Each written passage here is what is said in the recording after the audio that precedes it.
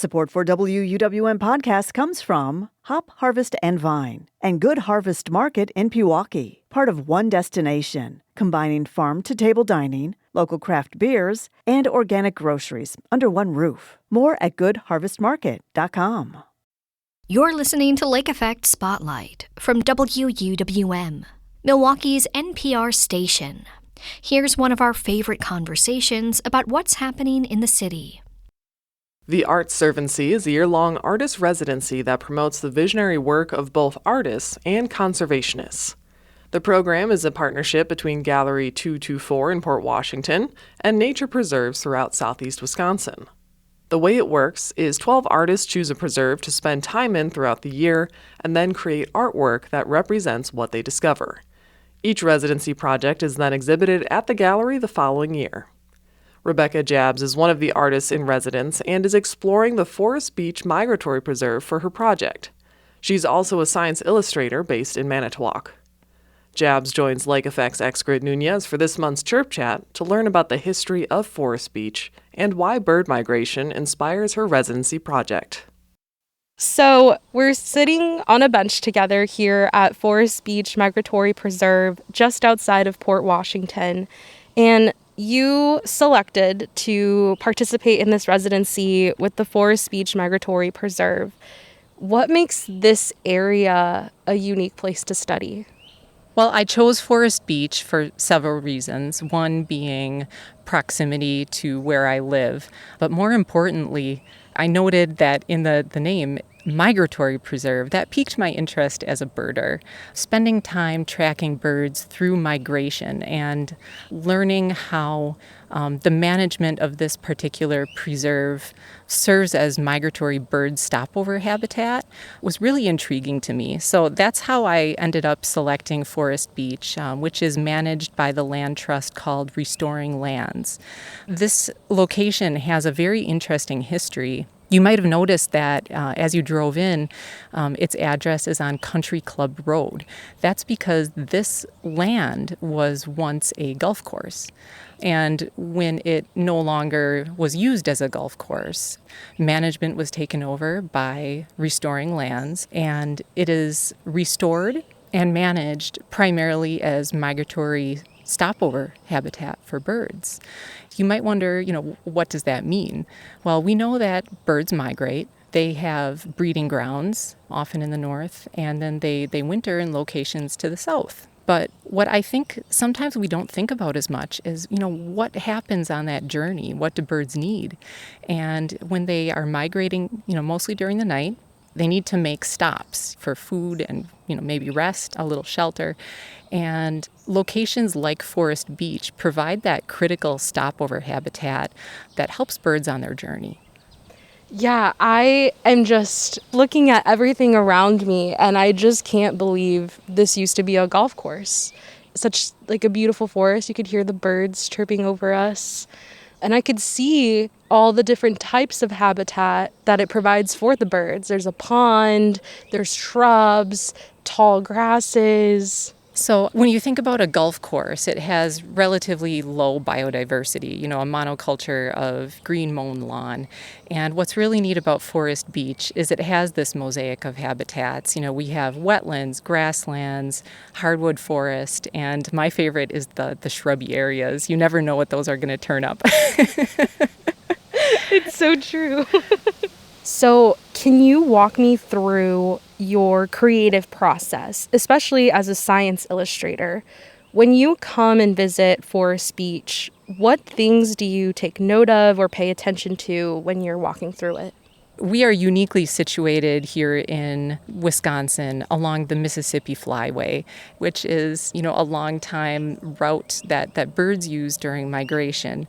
So when I come here, I am primarily looking for birds, and I used the app called eBird, a citizen science platform that allows people to contribute bird sightings in the form of checklists that can contribute to data collection. And so I am birding both with my binoculars and by ear I've worked really hard to get to know the various calls and songs of birds because it really enhances my whole experience. You don't always have the chance to see a bird, and hearing it creates this wonderfully immersive experience as I'm walking. And I find that it puts me in the moment as I'm walking through the preserve. I'm thinking about birds, but more than that, I find my thoughts meandering to the history of the land and the value of land and different ways we ascribe value to land. I think about the history of people on the land. These are all things that contribute to my experience here as I think about how I would interpret Forest Beach Migratory Preserve in the form of my art. When I get home, I compile my checklists, and I've been thinking about ways to represent the data I've collected in a way that communicates more than data. So that's my next challenge. I have been focusing on migration as a topic. I love drawing birds.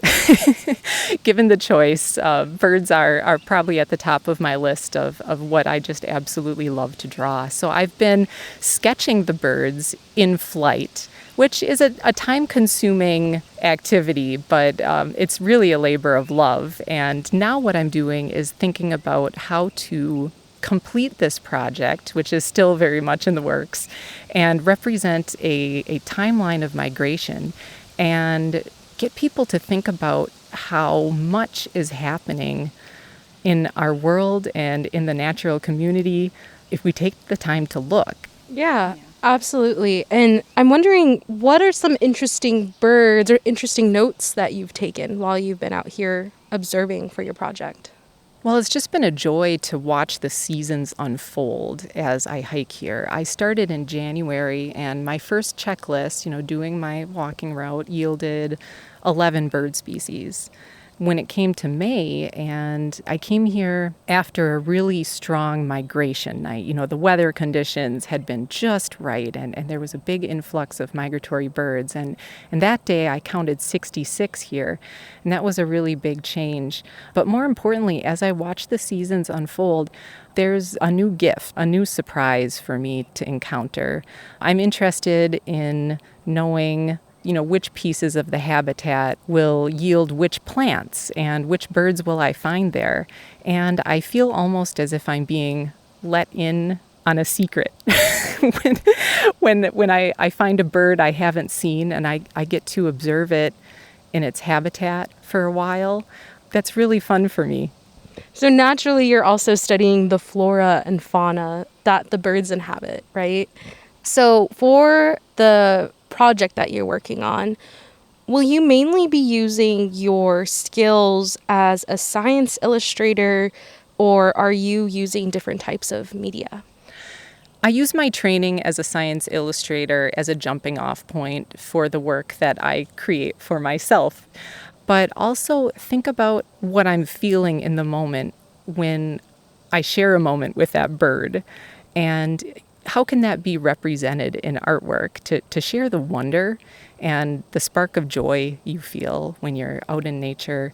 But my project is still very much in the works because with any large-scale project, there are different logistical factors to figure out. Can I do this? And if so, how can I make this? So I am in the process of drawing about 75 different bird species in flight. My list at this moment in time stands at 118 species observed in this location, but some of those are resident birds that stay here year-round. Some are just really big, and I want to represent all of the birds at life size.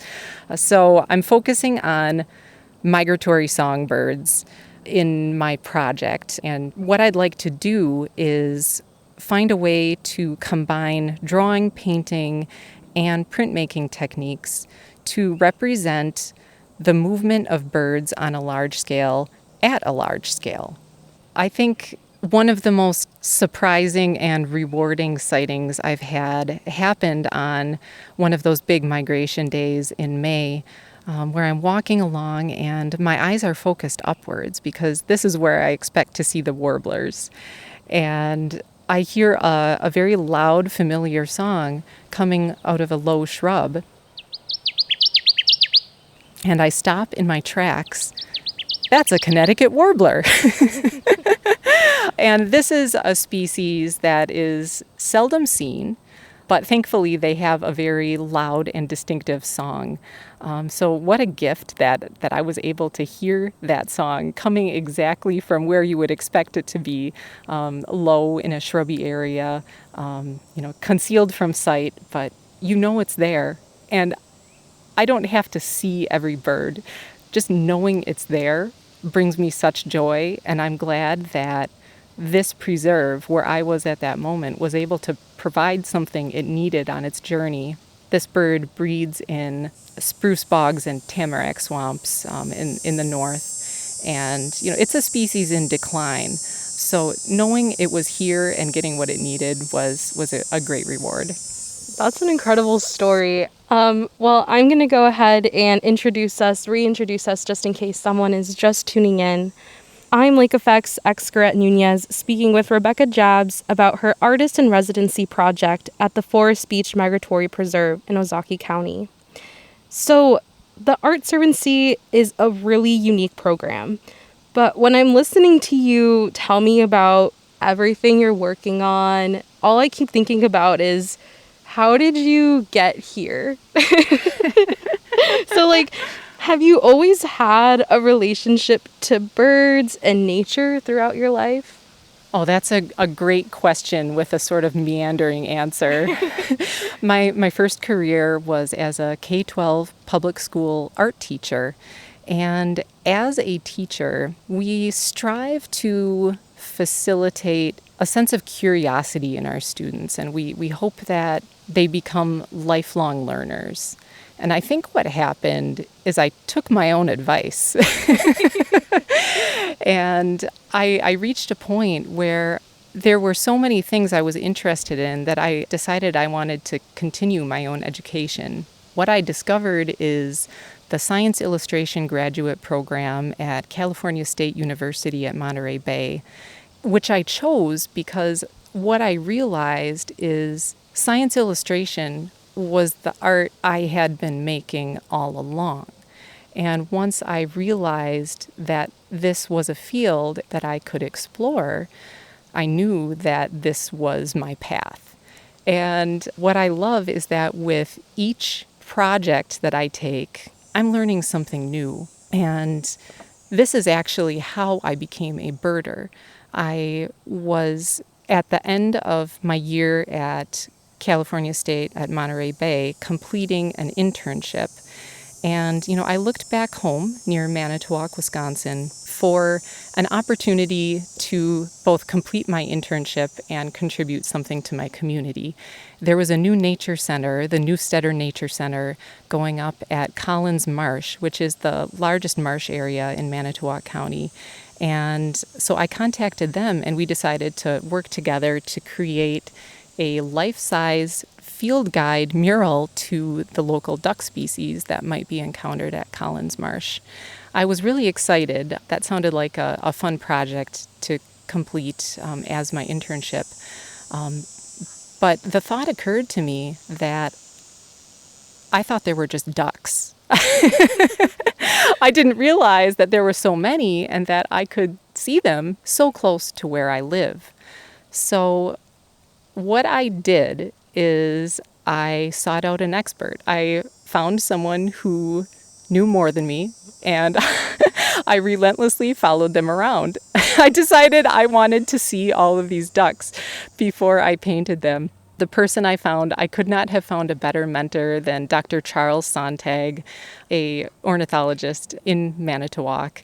So I followed Chuck, as we call him, around, and he taught me not just to recognize the field marks of the ducks, but to look at their behavior, the way they swim, the way they dive. It opened up a new world to me. And as I was looking at ducks, I discovered that there were a lot of other cool birds out there to see, and it happened really fast from there. I feel like I can relate to that similarly in that I think nature's always played a role in my life, but maybe I've never realized it.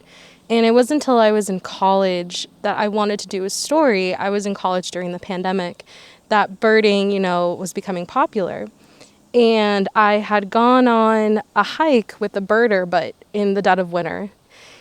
And he was still saying, there's still birds out here.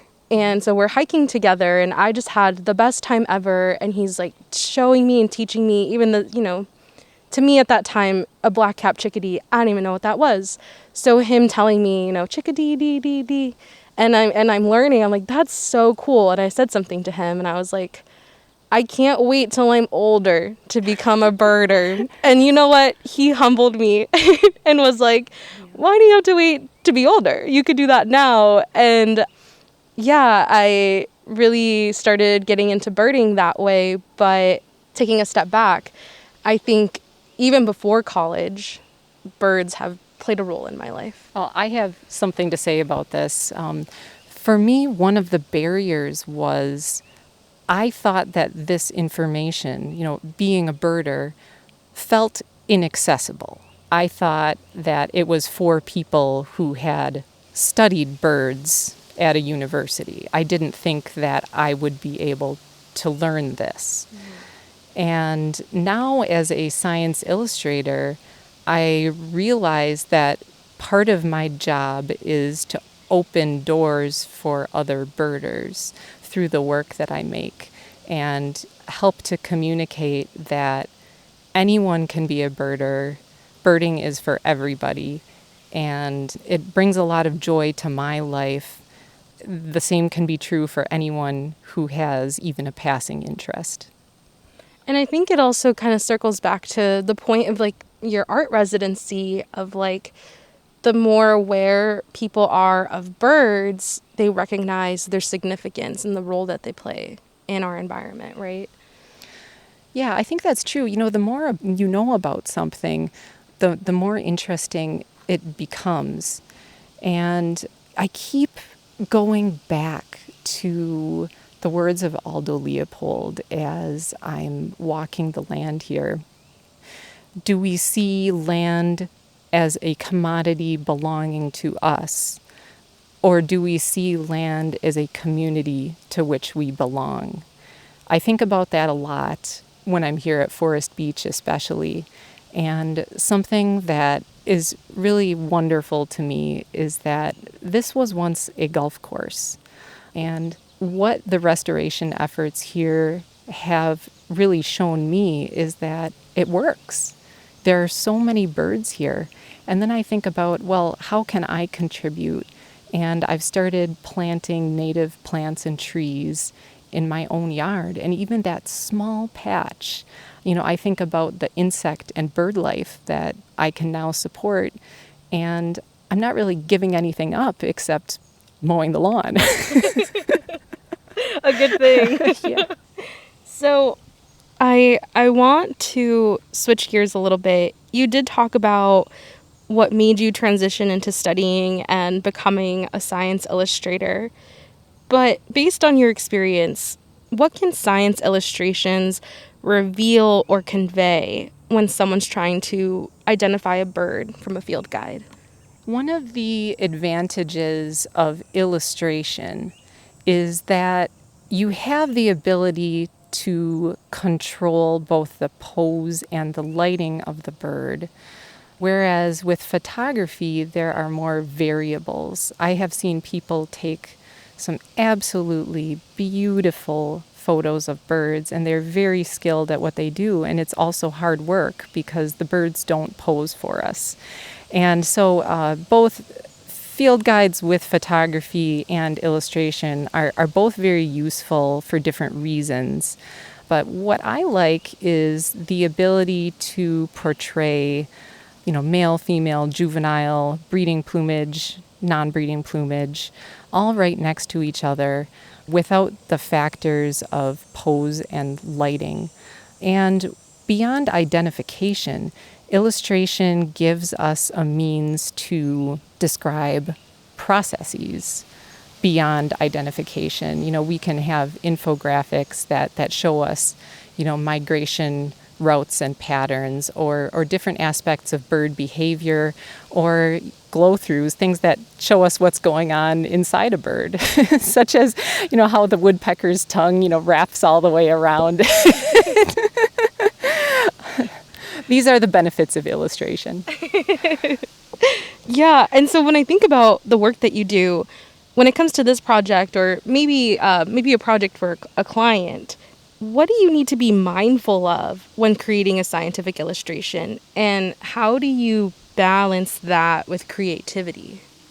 That's a really good question. I think the biggest difference, with science illustration, versus the art that I do for a gallery exhibition, is that the most important factor is accurate, clear, concise communication of information. And that always has to be in the driver's seat. If it can be beautiful, that's great. And that can be very inspiring. But what we're trying to do is help people to understand something that might be difficult to describe or visualize using text alone. That makes a lot of sense. Before we start wrapping up, I kind of want to end on this note of what do you hope to communicate through this art residency project that you're working on, and hope that people resonate with? Well, on the surface level, it's about the birds. If you take the time to look, you're going to be rewarded. If you go out and take a walk, look and listen to what's around you. On a deeper level, I'd like people to think about the land and how we use it and how we see our relationship to the land. And what does this mean for the actions we take and how we manage the land around us? What do you think people can learn from taking that time and observing the birds around them? Maybe have you learned anything about yourself? It's helped me to see myself as part of the natural world instead of being separate from it.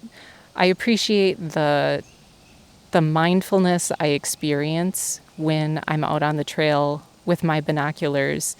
I'm in the moment, and like I said before, I feel like I'm being let in on this secret world, and it's a gift that I get to observe the things I do. Well, Rebecca, before I let you go, we've reached the end of Chirp Chat, which is when I love to ask guests to shine a spotlight on a bird for the month. I know you've been thinking about this because you're a Chirp Chat listener. What's a bird you'd like to highlight this month? Well, I'm really excited to tell you about one of my very favorite birds, which is the black-billed cuckoo. We have two cuckoo species that breed here in Wisconsin, the yellow-billed and the black-billed cuckoo. And for whatever reason, this summer, I've been lucky enough to see more black-billed cuckoos than in a normal year. The cuckoo is one of those birds that is a relatively common breeding bird here in Wisconsin, but I think a lot of people don't realize it's here. I know I sure didn't, just because they are very secretive and shy, and they don't tend to behave like other birds. They have a habit of sitting very still in a tree. So I always get the sense when I see one that it has allowed me to see it. And that makes the sighting very special. To describe the bird, it is probably about a dove-sized bird with a very slender body, a somewhat long, slightly curved bill, and a very long tail. It is brown upper and white underparts, and then the black-billed cuckoo, of course, has the black bill and a red eye ring. The cuckoo is really neat. It has zygodactyl feet, which means just like woodpeckers and owls, 2 toes in front, 2 toes in back, which is different from many, perching birds. And it has an appetite for caterpillars, spiny caterpillars. So if you are walking around and you're seeing tent caterpillars or webworms. This is when you start scanning the trees for that shape, look for that long tail. But it's always a special day when you see a cuckoo, just because they're here and you get the sense that they're seeing you, but are they allowing you to see them? I've personally never seen a cuckoo before. I've seen one in a field guide, but the way you're describing it, it's giving like tropical bird almost in Wisconsin. Well, Rebecca, thank you so much for speaking with me today. I really enjoyed learning more about you and your artwork. This was really fun, and I'm excited for people to see the final project. Thank you. It's a real pleasure to talk about my favorite subject. Thank you.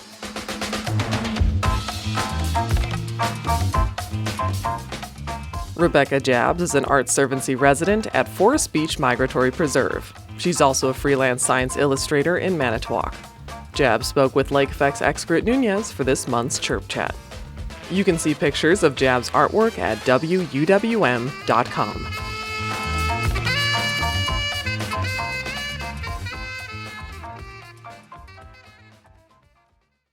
That was the Lake Effect Spotlight podcast. It comes from your local NPR station, WUWM. Subscribe to the Lake Effect Spotlight podcast to hear more great stories about Milwaukee.